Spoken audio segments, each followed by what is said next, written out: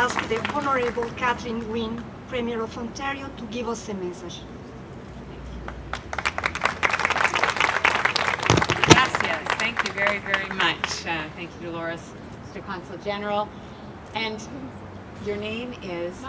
Marco. Marco, that was beautiful. Thank you so much. Gracias. Just beautiful voice. Thank you, everyone, for joining us here, and thank you for the weather to the Mexican tourism. Thank you so much. As I always do, and especially at these moments, I want to acknowledge that we are all here gathered on the traditional territory of the Mississaugas of the New Credit. And I do that because it is very important, I think, as Canadians, that we recognize that apart from our Aboriginal people, we all came from somewhere else. Some of us came from Mexico, some of us came from Europe, some of us came from Africa. We come from all over the world to this beautiful country. And so I want to thank the Mexican Canadian community for being part of and sharing with us this celebration. I want to thank Bath and Christina and Steve and Catherine for being here, and again to Consul General Toussaint, thank you for joining us here.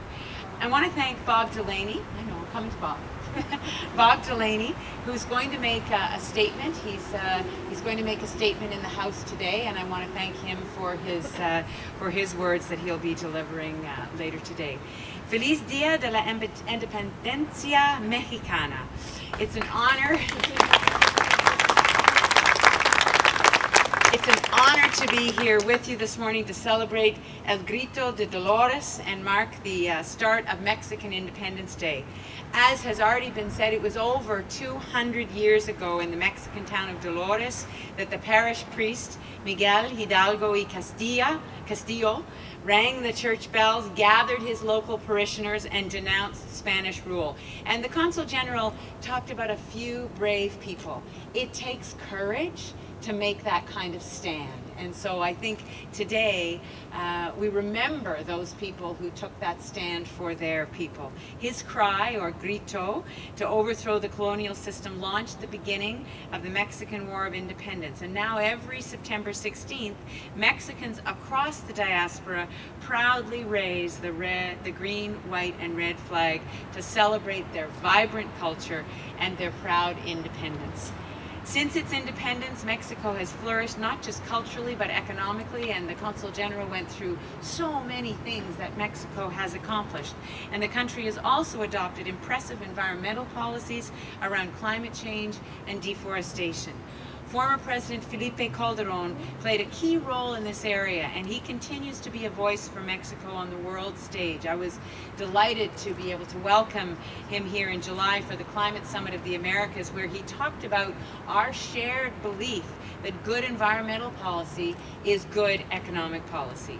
Ontario and Mexico also continue to share strong trade relations, and we want them to be stronger, but Minister Chan's visit to Mexico last spring helped to strengthen those ties, and I know that there is much more that we can do, and I have committed to making a trip to Mexico in my term, and so it's a matter of making that happen, and I'll be working with the Consul General's office.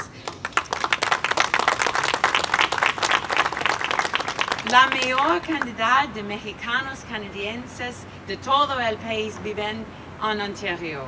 And starting next month, every October will be recognized as Hispanic Heritage Month here in Ontario. And I want to thank MPP Christina Martins for that initiative and congratulate her for getting that bill passed.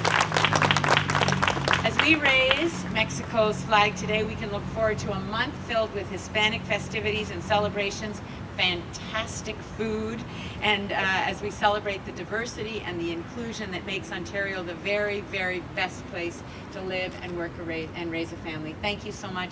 Viva Mexico. Gracias. Turn on the lights on, 'cause we need to see the crowd going crazy.